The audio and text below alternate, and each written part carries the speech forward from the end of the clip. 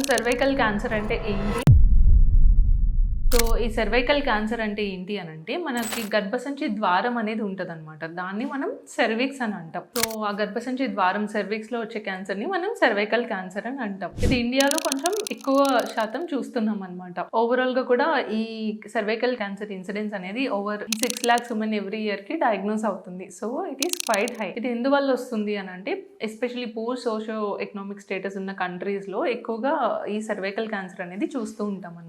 అంటే multiple sexual partners, poor genital hygiene ఉన్న రీజియన్స్‌లో ఈ సర్వైకల్ క్యాన్సర్ ఇన్సిడెన్స్ అనేది ఎక్కువ ఉంటది. సో, ఈ సర్వైకల్ క్యాన్సర్‌లో అసలు ఎలాంటి సిమ్టమ్స్ ఉంటాయి? దీన్ని ఏమైనా ఎర్లీగా డయాగ్నోస్ చేస్తే ప్రివెంట్ చేయొచ్చా అనేది చూద్దాము. సో, ఈ సర్వైకల్ క్యాన్సర్‌లో యాజ్ సచ్ సిమ్టమ్స్ అనేవి మనకి ఎర్లీ స్టేజెస్ ఆఫ్ క్యాన్సర్ ఉన్నప్పుడు యాజ్ సచ్ దాని వల్లనే సిమ్టమ్స్ అనేవి మీకు ఉండవన్నమాట. ఇది ఎక్స్‌ట్రీమ్స్ ఆఫ్ ఏజ్‌లో ఎక్కువ చూస్తూ ఉంటాము. పీరియడ్స్ అప్పుడు కొంతమందికి హెవీగా బ్లీడింగ్ అవ్వడం కానీ, లేదంటే persistent foul smelling vaginal discharge, vagina నుంచి ఫౌల్ స్మెల్లింగ్ డిశ్చార్జ్ రావడం కానీ, సో ఇలాంటి సిమ్టమ్స్ ఏమైనా ఉన్నప్పుడు మనకి సస్పిషన్ అనేది రావాలన్నమాట. డాక్టర్ని కన్సల్ట్ అవ్వాలి. మనకి పాప్ స్మియర్ అనే ఒక సింపుల్ టెస్ట్ ఉంటుందండి. So every women after 21 years of age ఈ పాప్ స్మియర్ అనే చిన్న టెస్ట్ 3 ఇయర్స్కి ఒకసారి రిపీట్ చేసుకుంటే ఈ సర్వైకల్ క్యాన్సర్ అనేది మనం చాలా ఎర్లీ స్టేజెస్లోనే డయాగ్నోస్ చేయొచ్చు అనమాట.